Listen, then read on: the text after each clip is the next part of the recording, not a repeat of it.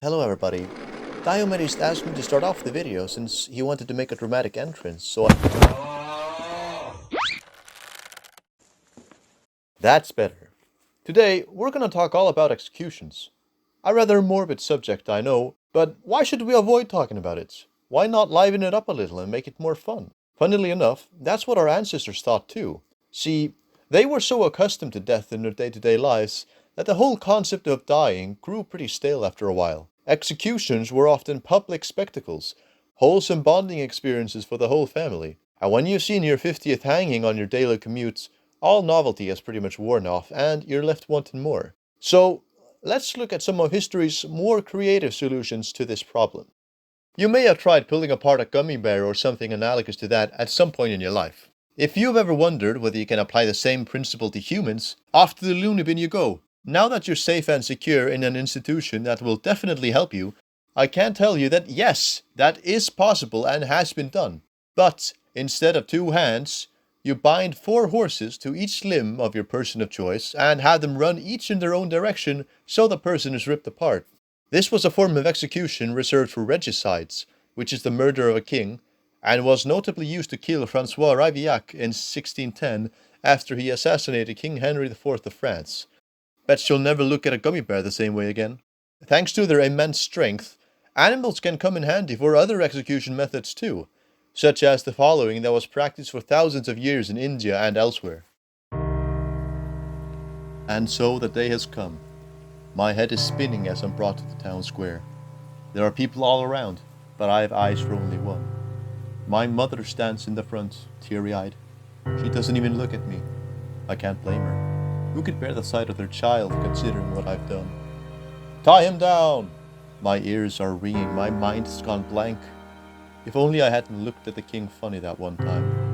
Then I could see my child born. My only solace is that when this is all over, perhaps I'll get to see my dear...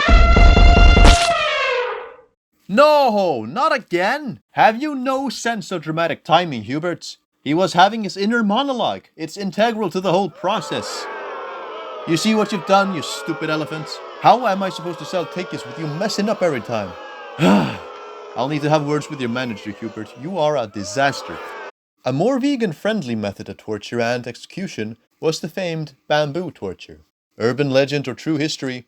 I have no clue, but it's pretty gnarly, so I sure as hell won't leave it out. The execution of this execution is pretty self-explanatory.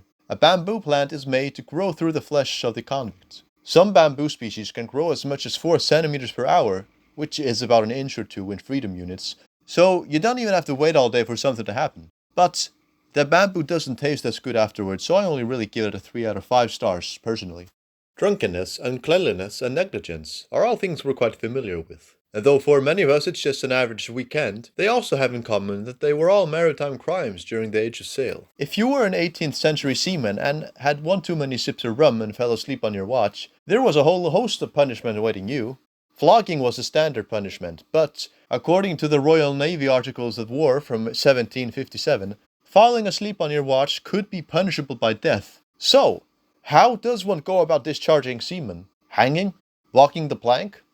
Allow me to introduce keel hauling. The visionaries responsible for this atrocity are the Dutch, though the practice dates all the way back to ancient Greece, because of course it does.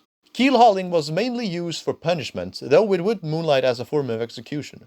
A rope would be tied around the punished, who then be thrown off one side of the ship and dragged along the keel of the vessel. Think of it as a cheese grater, except instead of cheese you have a human being, and instead of the grater you have the barnacle-covered bottom of the ship. Keep in mind, this was all underwater, and the ship could also be moving, so other possible injuries included drowning, blows to the head, and maiming. Finally, the man would be dragged back up onto the ship, and then he'd be thrown out again for another round. Only after being given a small break in between, though. Otherwise it'd just be cruel. Be thankful this practice belongs to history, and is not applied at your workplace. You're 2 hours late, Jonathan. I need you here at precisely 9 o'clock every day to perform your share of menial tasks that a literal monkey could do just as well. Do you hear me? That's it. I need to enforce discipline at my workplace.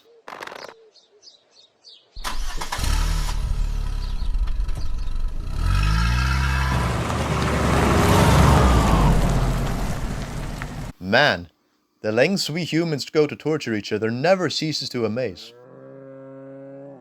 Can you hear that? Listen. It sounds like the bellowing of a bull. Of course, it's not actually a bull, only the haunting wails of a man burning to death in a large bronze structure. You see, the ancient Greek tyrant Phalaris from about 500 BC was a devout supporter of the artisan community in his city. When Perdilaus of Athens proposed the idea of a new execution method to Phalaris, not only did he take him up on the offer, he even invited Perdilaus to an impromptu grand opening. So do you like it? It's got everything. Bronze, a door, a pipe system that disguises the criminal's dying screams of agony as the sounds of a barnyard animal. Are you sure it's deep enough? Sure it is. I've tested it myself. Could I see?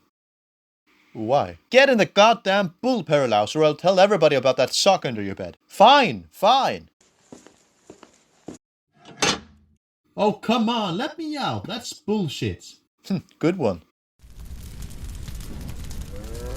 You get what you deserve. Making the screams sound like bellows? What an ingenious idea, you psychopath. Have you no conscience? No humanity?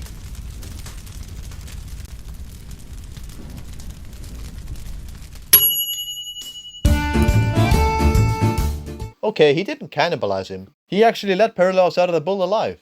And then threw him off a cliff.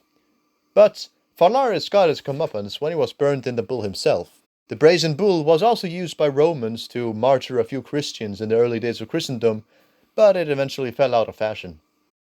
Hey, I think it's time we brought Ashley back down. The reason I hanged him in the beginning, and yes, it's hanged, not hung, is to illustrate how it can actually take up to 10 minutes for a person to die of hanging, even though they lose consciousness much quicker, of course. Ashley! Ashley! Never mind, he's actually dead.